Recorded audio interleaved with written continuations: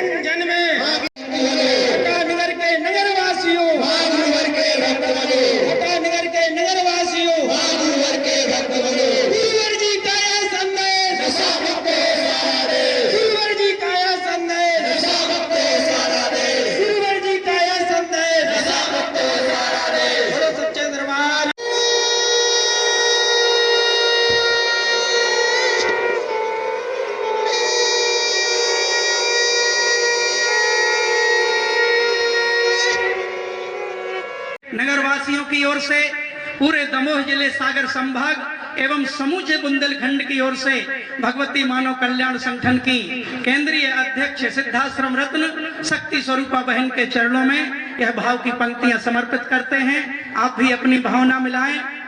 जन जन के हित में ही अर्पित जिनका ये सारा जीवन है, जन जन के हित में ही अर्पित जिनका ये सारा जीवन है, उन शक्ति स्वरूपा बहना के चरणों में सत सत वंदन है। नित नित जिनसे स्नेह सदा, नित नित जिनसे स्नेह सदा मिलता सबको निर्देशन है, उन शक्ति स्वरूपा बहना के चरणों में सत सत वंदन है। जिनके नेतृत्व मार्गदर्शन में होता नित परिवर्तन है, उन शक्ति स्वरूपा बहना के चरणों में सत सत वंदन है। जीवन जिनका परोपकारी और भावना जिनकी पावन है, उन शक्ति स्वरूपा बहना के चरणों में सत सत वंदन है। जहां जब भी आगमन होता है, जहां जब भी आगमन होता है, गुरु कृपा का वर्षा सावन है, उन शक्ति स्वरूपा बहना के चरणों में सत सत वंदन है। हृदय कपाट खोले, हृदय कपाट खोले, उनका ऐसा ओजस्वी चिंतन है, उन शक्ति स्वरूपा बहना के चरणों में सत सत वंदन है। जिनके शुभ आगमन से पुलकित हुआ हमारा तन मन है, उन शक्ति स्वरूपा बहना के चरणों में सत सत वंदन है। सिद्धाश्रम रत्न है जिनसे शोभित सिद्धाश्रम का आंगन है, उन शक्ति स्वरूपा बहना के चरणों में सत सत वंदन है।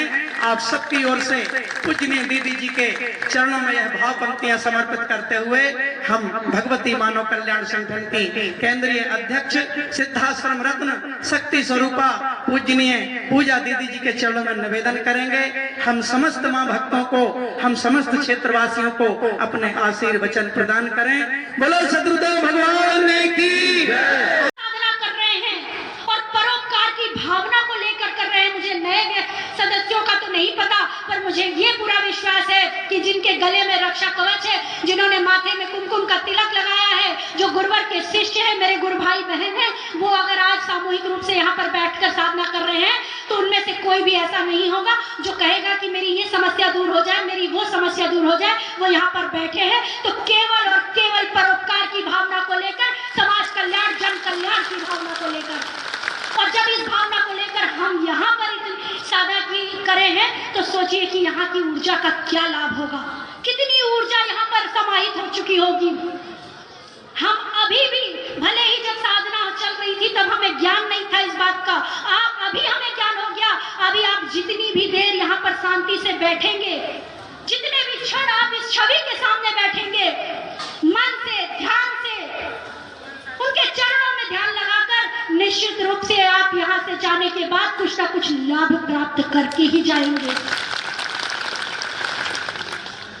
जब तक मेरे गुरु भाई बहन यहाँ पर बैठे हैं, जब तक माँ की छवि यहाँ पर लगी है, जब तक ये ज्योत यहाँ पर जल रही है, यहाँ की ऊर्जा, यहाँ की चेतना तरंगे लेस मात्र भी कम नहीं होंगी। वह आपको ऊर्जा और आपको आशीर्वाद देकर ही जाएंगी। शांत मन से आप अभी भी बैठकर उस लाभ को प्राप्त कर सकते हैं। कि ये क्यों नशा मुक्ति के लिए काम कर रहे हैं, क्यों समाज बदल रहे हैं? आपका परिवार तो अच्छा है, आपका परिवार तो नशे से दूर है, आप क्यों परेशान हो रहे हैं? तो आप समाज में रहते हैं, समाज के बीच रहते हैं। हो सकता है कि आज आपका परिवार सुधरा हुआ हो, आपका परिवार धर्म अध्यात्म की ओर बढ़ रहा हो, संस्कारवान हो आपके बच्चे, लेकिन आपके बच्चे बाहर भी जाएंगे। आपकी महिलाएं, आपके घर की बहू बेटियां भी बाहर निकलेंगी, किसी न किसी कार्य के लिए वो घर से निकलेंगी। लेकिन हम तो अच्छे हैं, पर हमारा पड़ोसी तो सब शराबी है। हमारे गांव में तो बहुत से शराब पीने वाले, नशा करने वाले लोग घूमते हैं। तो क्या हमारी बहू बेटियां सुरक्षित रहेंगी? क्या हमारे बच्चे सुरक्षित रह पाएंगे? वो घर में तो सुरक्षित है, लेकिन घर से बाहर जाएंगे, पता नहीं किसकी कैसी संगत उनको लग जाए और वह भी नशा करने लगे या गलत मार्ग पे बढ़ जाए। तो हमें सिर्फ अपने बारे में नहीं सोचना है। हम तो सुरक्षित तभी रह पाएंगे जब हमारा पड़ोसी सुरक्षित होगा, हमारा गांव सुरक्षित होगा, हमारा शहर सुरक्षित होगा, हमारा देश सुरक्षित होगा, तब हम सही अर्थों पे सुरक्षित हो पाएंगे। और हमारा लक्ष्य ही यही है कि हमें पूरे देश को नशा मुक्त करना है, मांसाहार मुक्त करना है, चरित्रवान बनाना है, चेतनावान बनाना है, विवेकवान बनाना है। अपने विवेक को जागृत करिए, अपने अच्छे बुरे की पहचान करिए। कोई हमें गलत मार्ग पे बढ़ा ना पाए। इसीलिए तो गुरुवर ने कहा है कि मुझे तुम्हारे हृदय का एक कोना नहीं, मुझे तुम्हारे हृदय का पूर्ण साम्राज्य चाहिए। क्योंकि हमने अगर अपने हृदय पे अपने इष्ट को बिठा लिया, अपने गुरुवर को बिठा लिया, अपने आराध्य को बिठा लिया, तो पतन के मार्ग पे तो हम कभी जा ही नहीं सकते। क्योंकि हमारे हृदय में किसी भी गलत बात के लिए, किसी भी गलत रास्ते के लिए कोई जगह होगी ही नहीं। क्योंकि माता शबरी की तरह हमारे कान में भी केवल गुरु के विचार, गुरु की वाणी गूंजेगी।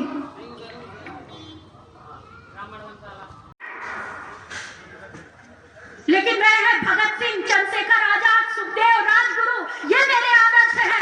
रानी लक्ष्मीबाई, दुर्गावती, अवंतीबाई, ये मेरे आदर्श है। मैं इनको देख के अपने जीवन को चलाती हूँ। और सच मानिए, अगर आप उनको देख के अपने जीवन को चलाएंगे तो आप किसी भी आगे आने वाली किसी परीक्षाओं में सफल नहीं हो पाएंगे। लेकिन अगर आप इनके आदर्शों को पढ़ेंगे, इनके आदर्शों को देखेंगे, तो आप देखिएगा कि आप किसी भी परीक्षा में बैठेंगे, आपके अंदर एक अलग चेतना होगी, एक अलग ऊर्जा होगी, एक अलग सोच होगी। और आप किसी भी परीक्षा में, जीवन की किसी भी परीक्षा में आप आगे बढ़ेंगे तो आपको सफलता अवश्य प्राप्त होगी। बता दूं कि हमने माता शबरी का नाम सुना है ना सभी लोगों ने। उनको कहा जाता है माता शबरी, तपस्विनी शबरी। क्या उन्होंने एक पैर पे खड़े होकर तपस्या की थी इसलिए उन्हें तपस्वी कहा जाता है? नहीं, वह तो सिर्फ एक आश्रम की साफ सफाई कर रही थी, फिर भी उन्हें तपस्विनी कहा जाता है। क्यों? उन्होंने बहुत बड़ी साधना नहीं की, लेकिन उन्होंने गुरुवाणी पे विश्वास रखा, गुरु के आशीर्वाद पे विश्वास रखा। उनके गुरु ने, मतंग मुनि ऋषि ने, अपने आश्रम को छोड़ने से पहले कहा कि शबरी, तुमने मेरी बहुत सेवा की, तुम मेरी सच्ची शिष्या हो, सेविका हो, तुम्हें अपने इष्ट के दर्शन अवश्य होंगे, तुम इंतजार करना, प्रभु राम तुम्हारे पास तक चल के तुम्हें दर्शन देने जरूर आएंगे। ऐसा उनके ऋषि ने, उनके गुरु ने आशीर्वाद दिया था। और उस आशीर्वाद का परिणाम था वह निरंतर इंतजार करती रही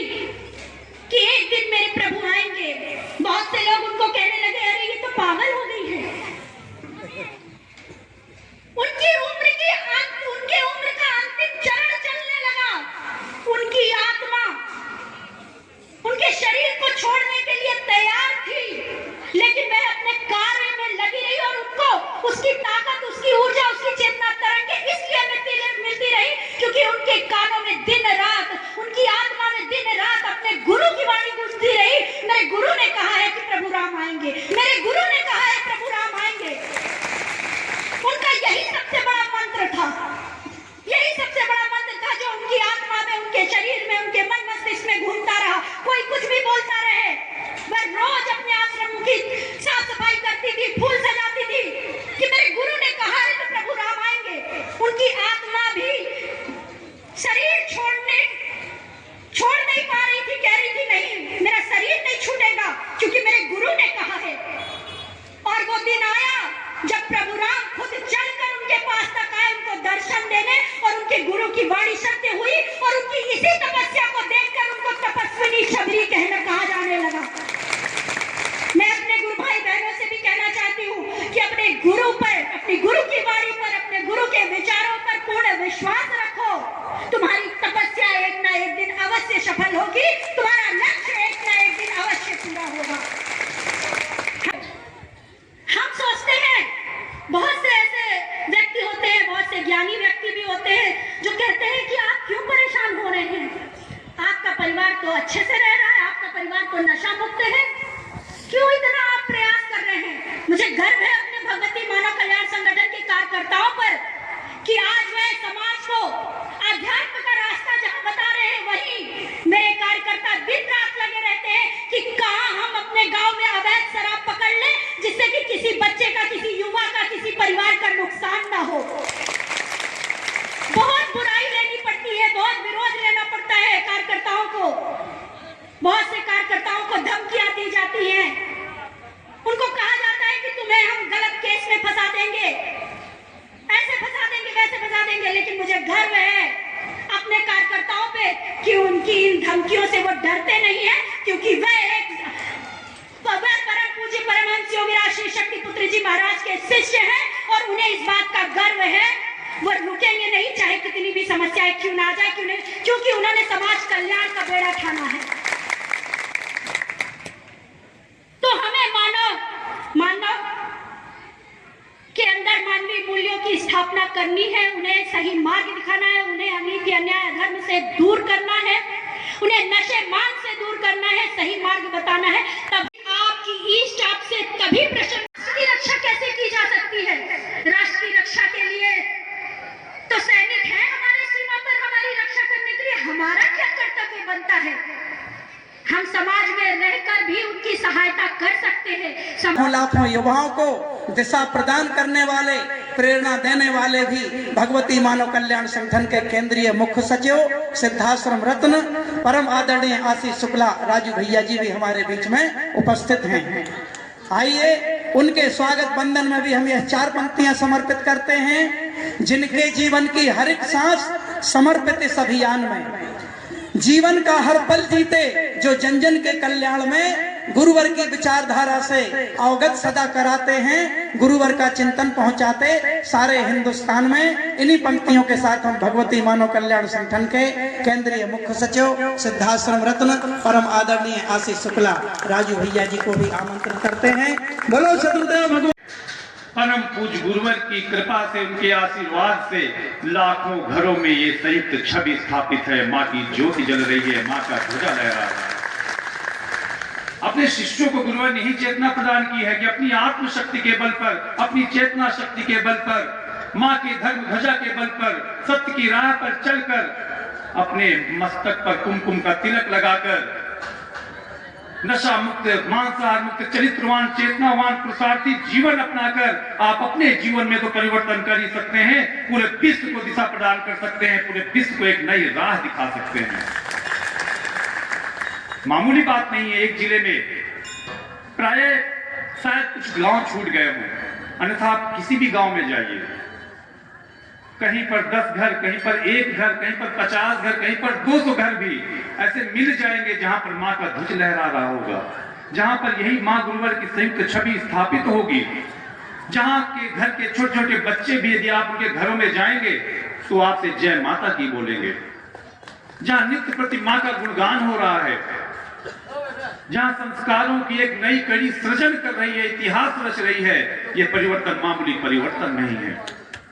हम बार बार समाज को जगाते हैं, बार बार समाज को जगाते हैं कि धर्म हमारा दिखावे मात्र के लिए नहीं होना चाहिए। हमने आधा घंटे 1 घंटे निकाल लिया पूजा पाठ के लिए, सिर्फ इसके लिए नहीं होना चाहिए। हम अपनी विचारधारा में परिवर्तन करें।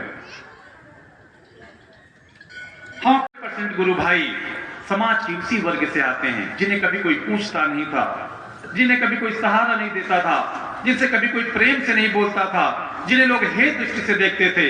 आज उन्होंने अपने जीवन में परिवर्तन किया और उन्होंने कमर कसी है कि वह अपने दमोह जिले को ही नहीं, पूरे प्रदेश को ही नहीं, भारत देश को नशा मुक्त करके रहेंगे, मांसाहार मुक्त करके रहेंगे।